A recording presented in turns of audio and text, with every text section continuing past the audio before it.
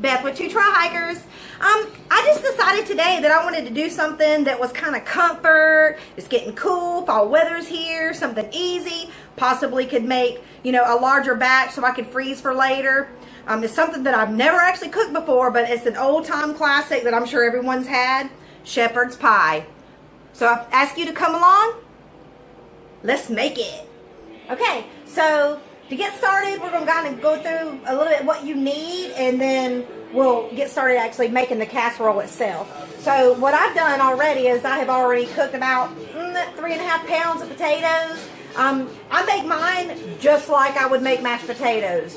The full cream, butter, all that goodness in there. Because if you want to, when I make potatoes, I go ahead and make a large batch of potatoes so that I can freeze some for another meal, and it works really well for me and Russell. So, all right, so do your potatoes. I've already cut up a few vegetables here.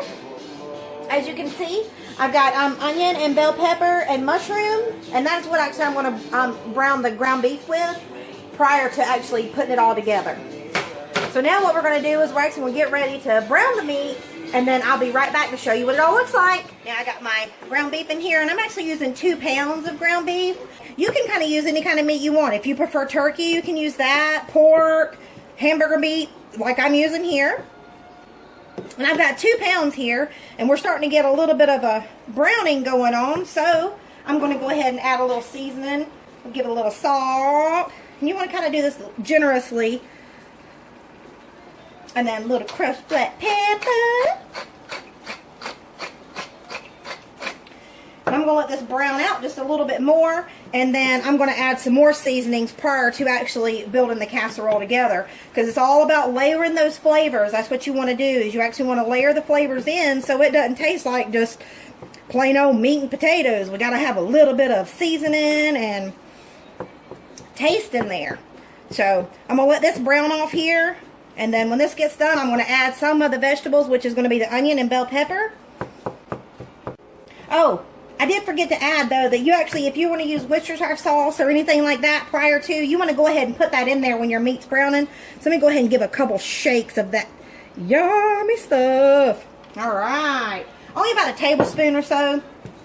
You know what? We're almost actually browning in pretty good. So I'm going to go ahead and throw in some of my onions and bell pepper. Leave majority of the mushrooms. Be alright if you have a little bit of bell pepper and onions still left on your plate, because all of it's going to go in by the end. And just give that a good stir.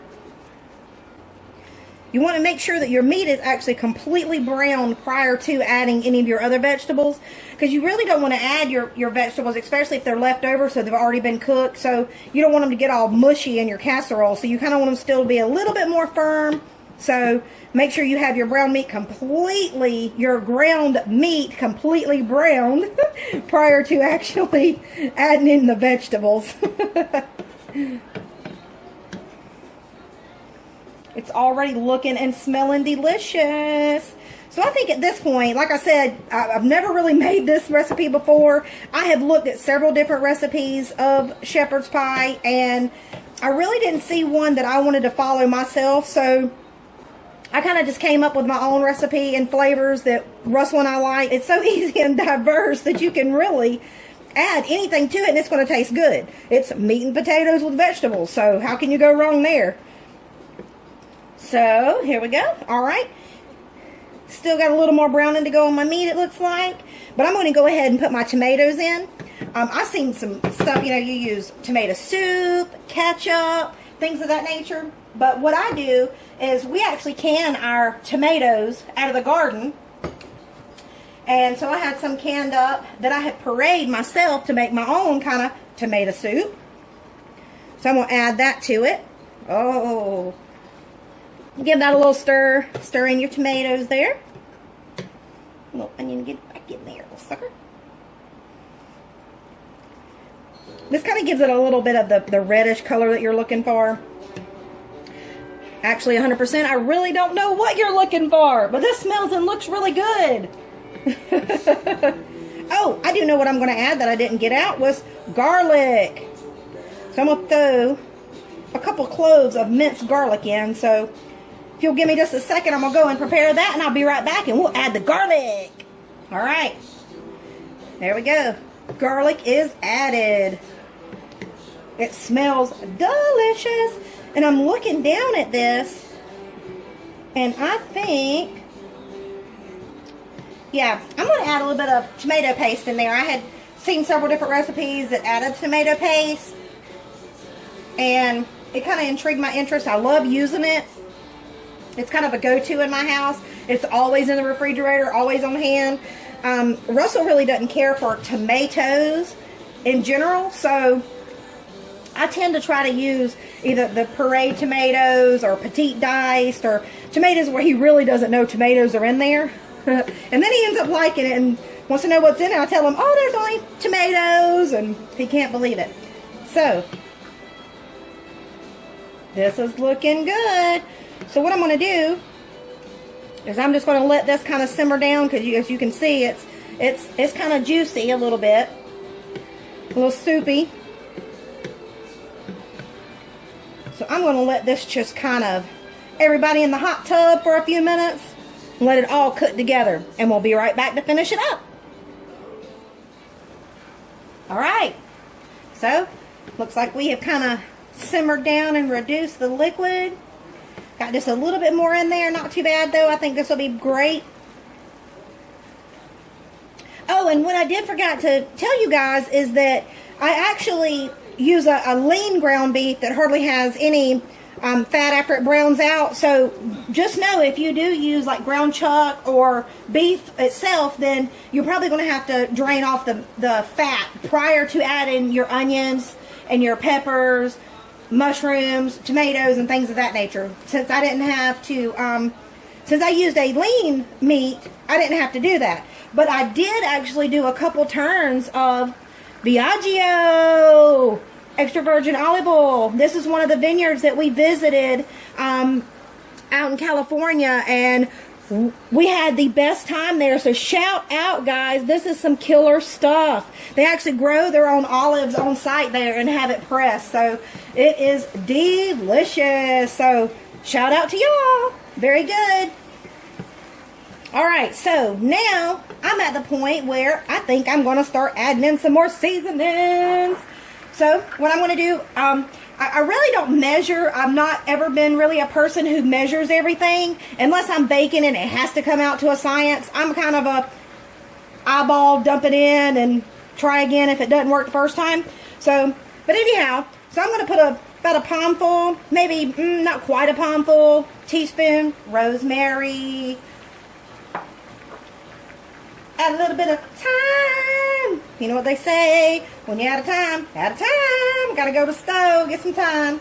Alright. And I'm gonna do celery salt. I don't know how many, oh, and you want to use about a half amount of thyme as you did rosemary, is kind of how I go about it. And celery salt, this is such an underused seasoning. I'm going to use a palmful, so a good tablespoon worth of that. If you're cooking something that has celery in it, this is a great addition. If you cook something that celery would taste good in, but some folks don't like the texture, this is a wonderful substitute, and it's so underused. It's a really good seasoning. I do have some marjoram here, excuse me. I'm not sure if I'm going to put any in or not. So let me stir this up and see where we're at. And then I'll decide if I want to add any of the marjoram. This smells so good. And as you can tell, Russell's not here today. He's actually at work, and I don't too much care to do videos or like being on video or filmed or speak or anything, but you know what? I was like, I'm just going to give it a try. I know it's something that, you know, we're wanting to try to do and get into, so here we are, trying it out. All right, so, you know what? I think I'm going to go ahead and actually put, a lot of people, the recipes, they put like beef stock, chicken stock, vegetable stock, and their meat. I wasn't sure if I was going to need it or not. But you know what? I think I'm going to add a little bit of beef stock. I've already got some prepared here. I actually use bouillon, which I like better than getting like box stock, unless I make my own. So I'm just going to, let's see.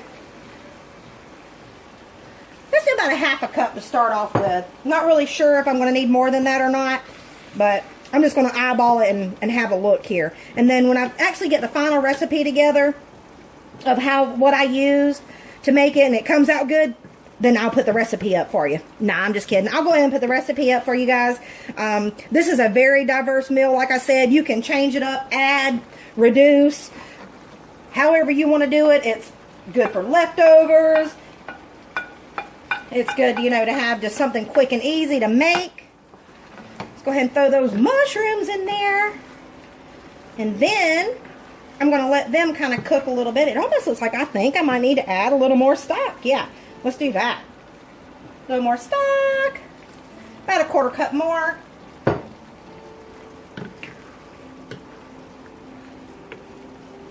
And I'm definitely not a professional by no means, so don't hate, don't judge. Hey, I'm learning. But I love to cook, and I think that, you know, it's kind of a relief. I used to find it very stressful to have to come up with meals and cook and things. And I have found that, you know, it's really actually a really good stress reliever to come in and take all your aggression out and chopping and smashing and banging and all that good stuff. Hey, it works. I'm telling you, it works. All right, so now what I'm going to do is I'm going to add some vegetables.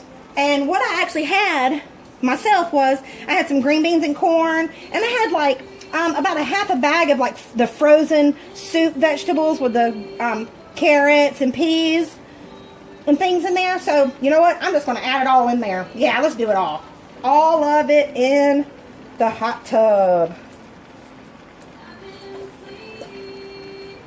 There we go. Perfect. Now let's see if I can stir this without making a mess, which is probably going to happen. Just beware. We're probably going to make a mess. Oh, and what I was going to say too is that if you don't want to cook this like tonight, for an example, you want to pre-make this during the week or on the weekend for a weeknight meal, you could actually go ahead and build the complete casserole as we're going to do and then refrigerate it or freeze it, either one. So I think it's going to be, you know, a great, quick, easy take out of the refrigerator, make ahead. If you have some kind of event, potluck of some sort that you wanted to bring a dish to, this might be the one. All right, so what I'm going to do is I'm going to get me a fork and we're going to try it out real quick. Actually, I'm going to do a spoon. I'm a spoonie. All right, let's dig in here. Let's see what it tastes like. Get that little green bean there. It looks like it still need to cook a little bit. Let's have a taste.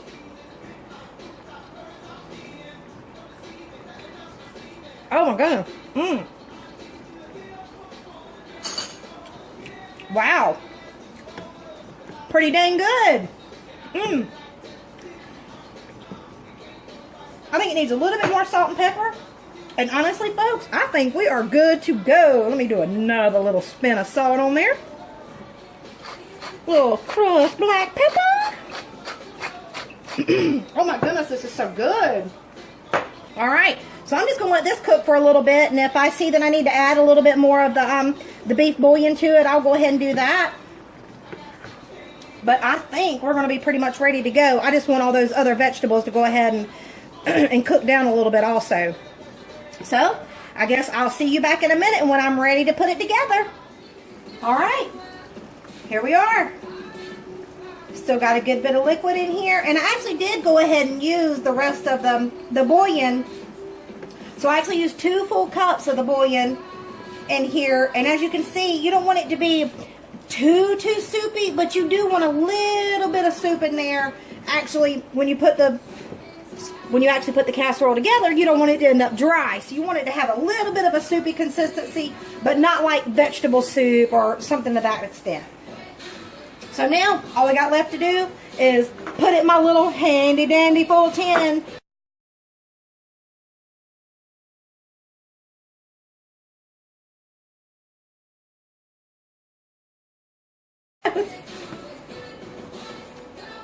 Alright. See if I can do this so you guys can see all that goodness going in there. All right. Fantastic. We have a winner. Now, let's just even this little sucker all out. Everybody see? Okay. All right. And you know, to be honest, I'm not really sure about the ratio to how many potatoes you want to put on your beef casserole. You know what? We've got about an inch of beef, so I'm going to say about an inch of potato, just to kind of make it, you know, a little even potato, vegetable, beef ratio. So that's what I'm going to go with. All right. So now what I'm going to do is I'm going to add a little bit of cheese and then add the potatoes to it. But I got to go get the cheese, so I'll be right back. All right, y'all. So what I'm going to do is I had some Sargento's 6 cheese Italian, excuse me, in the refrigerator, and the 4 steak cheddar. Also, I'm going to put the Italian cheese on the beef mixture, then add my potatoes, and then add the cheddar on top of the potatoes. I do feel like that you could really do any combination you wanted. We're big fans of Parmesan. We're really big fans of mozzarella. So really you can kind of add any cheese that you want to or what your family likes. I mean, if you only like cheddar cheese, just use cheddar cheese. If all you have in your house is American slices, use American slices. I don't think you can go wrong with this, guys. All right, so just a little bit just to get on top of that beef. Now comes the fun part. And actually, you know, there's something that I learned a long time ago in the kitchen, is that your hands are your best tool. Clean hands. And you know what? Just plop it out on here. And we are just going to cover the whole casserole with these delicious potatoes. And I just used the Yukon Gold potatoes, boiled them out, left the skins on. That's how we like it. I really don't want to see any of the vegetables through the potatoes. So that's kind of what I'm going for here myself. I really don't know what you're supposed to do, but that's what I'm doing. All right. Okay. Quick wash of the hands. Oops, might need a little bit more on that side because I mussed it up. There we go. All right. How's that look? Good to y'all? Fantastic. Let me wash my hands. I'll be right now. Time for the cheddar. Here again, really don't know how much you should use, so I'm just going to guesstimate. I think what I'm going to do is just kind of cover the whole thing about a 1/2 inch to 1/4 of an inch away from the edge is what I'm going to do.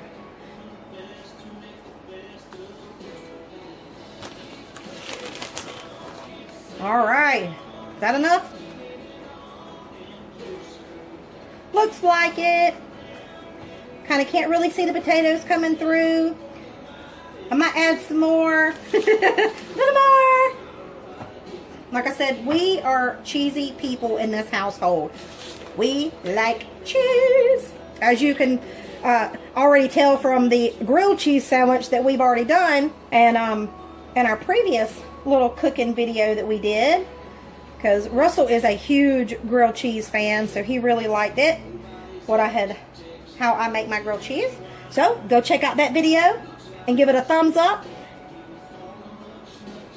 All right, so now I think we're good to go. We're back. So Russell actually ended up having to work over late tonight, so what I had to do was refrigerate my casserole, or my shepherd's pie I should say, excuse me, and wait until he was getting close to getting home, and then I took it out and put it in my 425 oven for 30 minutes. So after 30 minutes I had to look at it, and I wanted it to still be a little bit more browner on the top, so I jacked it up to 450 and left it for 10 minutes, and now we got some cheesy goodness going on. Ooh, yeah, baby. Okay, so let's try it out. How about it?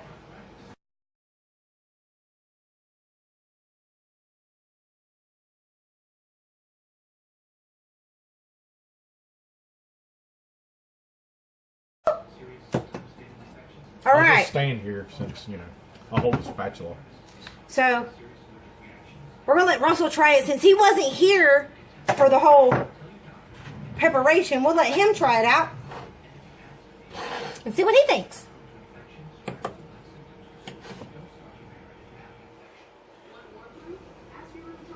It looks hot.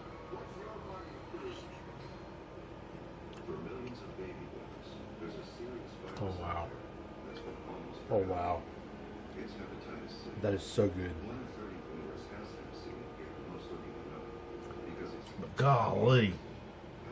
That is good. Holy cow. Yeah. You can cut the camera off. I'm going to sit down and eat dinner. Yeah, hungry. Peace, people. All right, so don't forget to like and subscribe to our channel. We're going to have some new stuff coming up. So we look forward to seeing you later. Thank you.